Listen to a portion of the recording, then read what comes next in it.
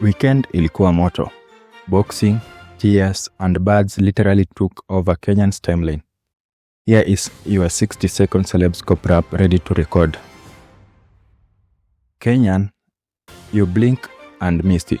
A fight for Vera Sidika, a gospel clapback and government versus pigeons. All in 48 hours. Hakeem Lyon just challenged Tipsy Gee on Nairobi Gossip Club. Winner texts Vera, no money, just human meat. Clip blew past 30k likes overnight. Guardian Angel is done explaining. He posted, I am choosing something good. Defending wife Esther Musila, 56, after her gym videos went viral.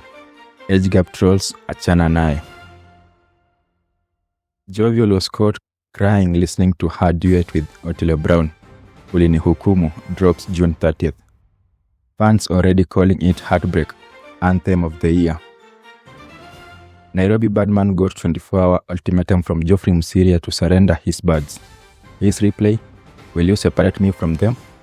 Kenyans are split between law and love. And Nadia Mukami is going up.